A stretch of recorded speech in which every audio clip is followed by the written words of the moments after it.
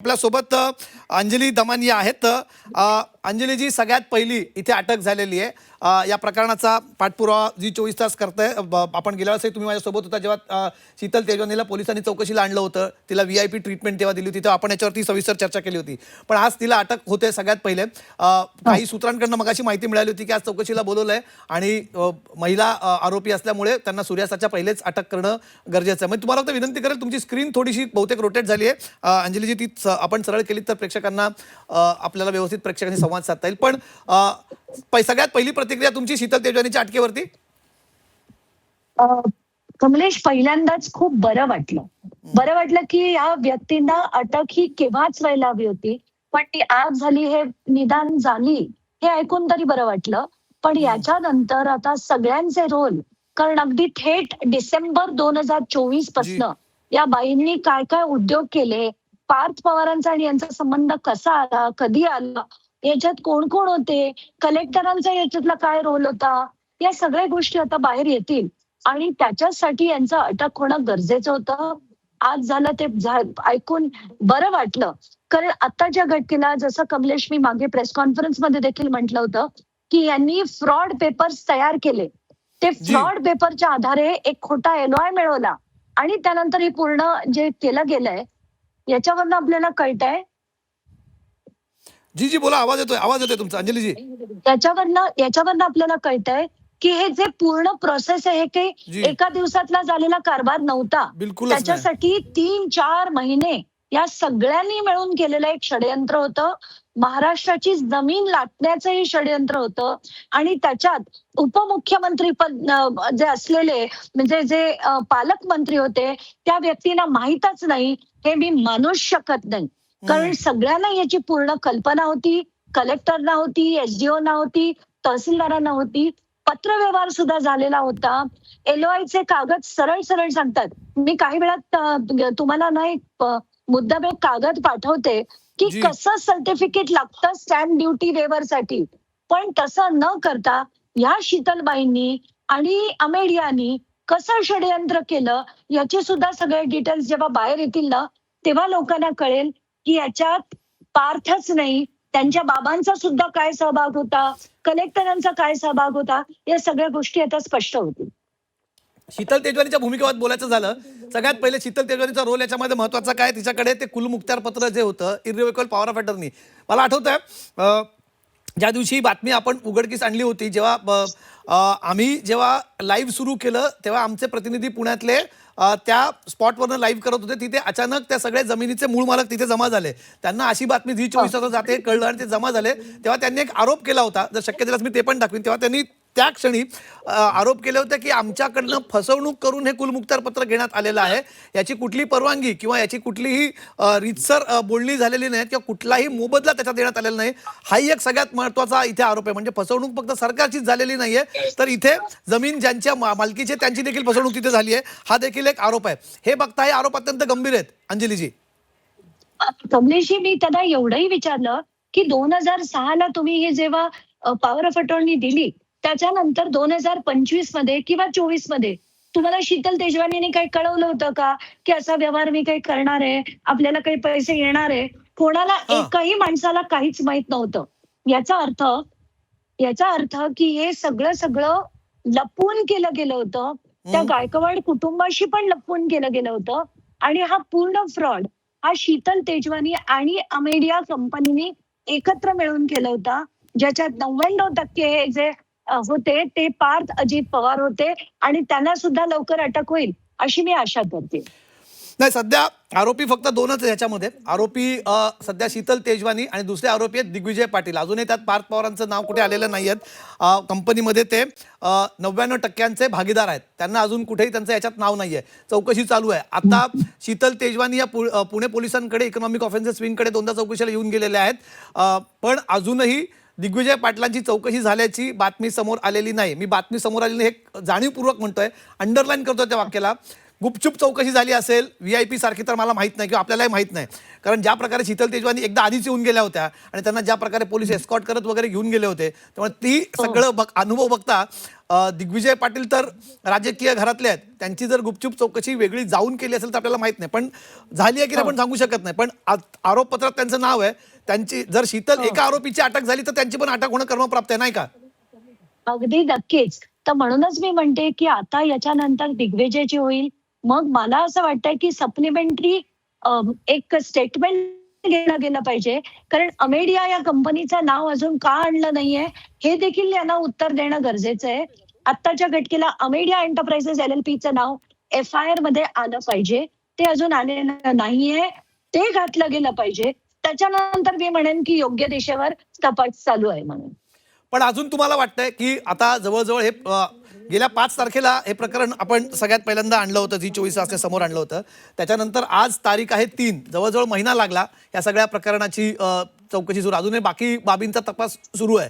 पण अजूनही तुम्ही म्हणतात तसं तुम्हाला वाटतंय का अंजली दमानियाजी की हा तपास योग्य दिशेने सुरू आहे? आत्ताच्या घटकेला मला अजिबात वाटत नाहीये. कारण इतकी मुभा कमलेशला किंवा अंजलीला कधी कोणी दिली नसती. 2-2, 3-3 वेळा जी स्टॅम्प ड्युटी वाढवून देण्याची, त्यांच्या कंपनीचं नाव न घालण्याची, FIR मध्ये नाव न घालण्याची, इतके दिवस अटक करायला जर लावले असतील, कारण आज 3 डिसेंबर आहे, जवळजवळ 1 महिना होत आला, तर तोपर्यंत अटक झालेली नव्हती. तुम्हाला 1 सेकंद फक्त थांबवतोय, 1च सेकंद तुम्ही बोलणं सुरू ठेवा. फक्त प्रेक्षकांसाठी सांगतो, हे जे समोर दृश्य दिसत आहेत हे पुणे पोलीस आयुक्तालयातली दृश्य तुमच्या स्क्रीनवरती दिसत आहेत. इथे झी 24 तासची टीम तिथे पोहोचलेली आहे. इथे थोड्याच वेळात पुणे पोलीस संबोधित करतील माध्यमांना आणि तिथे आता चंद्रकांत पुंदे तिकडे आतमध्ये गेलेत. आपण लाईव्ह जाऊया तिथे. चंद्रकांतचा आवाज जरा जाऊयात, प्रेक्षकांना ऐकू द्या चंद्रकांतचं बोलणं पोलिसांशी. नको करावं एकच तशा नाही हो पुढे तुम्ही मला ऑफिस मागायला लागलं. हॅलो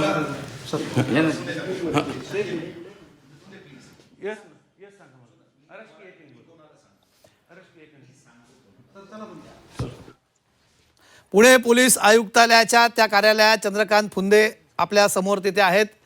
पोलिसांशी ते तिथे बोलतायत आणि कदाचित त्यांना पोलीस तिथे थांबू देत नाहीत. पण पोलिसांची प्रतिक्रिया आपल्या तिथे महत्वाची होती. अटक झाली आहे, नक्की काय झाली आहे? ठीक आहे चंद्रकांत, काय म्हणाले पोलीस? बोलायला तयार नाहीत. ठीक आहे, तुम्ही प्रयत्न केलात पोलिसांशी बोलण्याचा. चंद्रकांत, माझा आवाज येतोय का? हा चंद्रकांत, माझा आवाज येतोय का तुमच्यापर्यंत? नाही होत.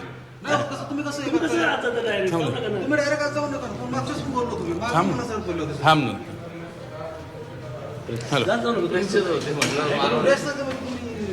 पुणे पोलीस आयुक्तालयातून चंद्रकांत फुंदे आमचे प्रतिनिधी तिकडे आहेत समोर आणि ते तिथे सध्या पोलिसांकडे तिथे आहेत. आणि आता पोलिसांची काय बाजू समोर येते आपण ऐकूया थोड्याच वेळामध्ये. अंजलीजी, तोपर्यंत तुमची प्रतिक्रिया तुम्ही पूर्ण करा. ही दृश्य फक्त सुरू ठेवा, प्रेक्षकांना बघू द्या.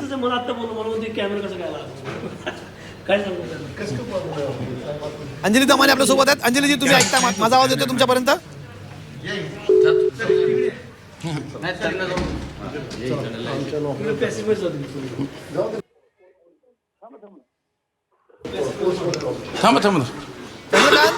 चंद्रकांत फुंदे, माझा आवाज तुम्हाला येतोय का?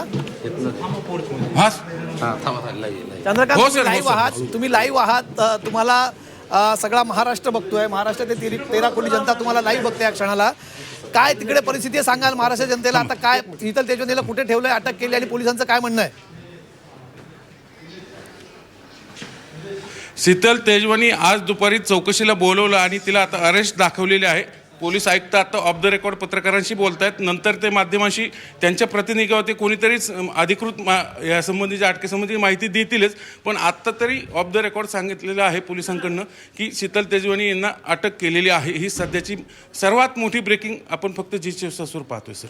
जी जी जी चंद्रकांत, लक्ष ठेवा पोलिसांकडे. तुम्ही तिथे राहा, तुम्हाला तिथे थांबणं गरजेचं आहे. तुम्हाला मी फार वेळ तुमचा घेत नाही इथे. अंजली दमानी आपल्या सोबत आहेत. चंद्रकांत, तिथे पोलीस जेव्हा काय बोलतील आपण लक्ष ठेवूया आणि मग हे सगळं लाईव्ह जाते, लक्षात ठेवा. सगळे प्रेक्षक लाईव्ह बघतात तिथून. अंजली जी तुम्ही बघतायत त्यांना तिथे आता आमचे प्रतिनिधीकडे पोलिसांची बोलण्याचा प्रयत्न करतात. त्यांना तिथे अर्थात पोलिसांनी रोखलं. त्यांचं तिथे म्हणणं आहे की सध्या शूट करू नका, पोलीस संबोधित करतील. पण आत्ताशी मी आता काही हे आपलं चर्चा सुरू असताना बोलत होतो की अजूनही फक्त 2च आरोपी याच्यामध्ये आहेत, दिग्विजय पाटील आणि शीतल तेजवानी. यांच्या पलीकडे जर याचा आपण पूर्ण विस्तार बघितला या संपूर्ण केसचा, तो इथेच येऊन थांबत नाही. त्यात अनेक अजून आहेत, ज्याला आपण म्हणतो बिग फिशेस, बडे मासे अजून याच्या बाहेर आहेत, जाळ्याच्या बाहेर आहेत. कमलेशजी कसं आहे की आत्ताच्या घटकेला आपण यांना बिग फिशेस कशाला म्हणा. जर कायदा सगळ्यांना समान असतो तर हे सुद्धा आपल्यासारखेच आहे, तुमच्या माझ्यासारखेच आहेत. खरं तर अमेडिया एंटरप्राइजेसवर पहिल्याच दिवशी गुन्हा हा घेणाऱ्या व्यक्तीवर होतो.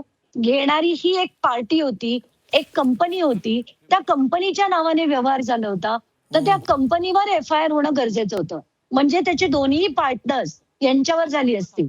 आत्ताच्या घटकेला एकाच पार्टनरवर करणं हे कितपत योग्य होतं मला माहित नाही, कारण त्यांनी तर फक्त सही करण्याचे अधिकार त्याच्याकडे होते. आता याच्या मागचं जे सगळं आहे ते कोण आहे, काय आहे, हे सगळ्या गोष्टी हळूहळू बाहेर येतील आणि त्याच्यातच मला असं वाटतं की पहिला टप्पा म्हणजे अमेडियावर होईल, दुसरा टप्पा म्हणजे पार्थवर होईल आणि तिसरा टप्पा म्हणजे जर आता तरी लाज वाटत असेल तर अजित पवारांचा राजीनामा होणं गरजेचं आहे. निष्पक्ष चौकशी जर व्हायची असेल तर अजित पवारांनी राजीनामा आता तरी दिला पाहिजे, कारण ते पालकमंत्री होते. त्यांना माहित नाही पुण्याच्या एवढ्या मोठ्या जमिनीची चोरी होत असेल आणि पालकमंत्र्यांना माहित नाही. अगदी 16 जून पासून कलेक्टरांना माहिती होतं की जमीन विकली गेली आहे, तरी पालकमंत्र्यांना माहित नाही. हे माझ्या बुद्धीला पटत नाही. म्हणून अजित पवारांचा राजीनामा जोपर्यंत, आता मला काही पत्रकारांचे फोन आले की कॉंग्रॅच्युलेशन्स ताई, तुमच्या लढ्याला यश आलं. म्हटलं तसं नाहीये.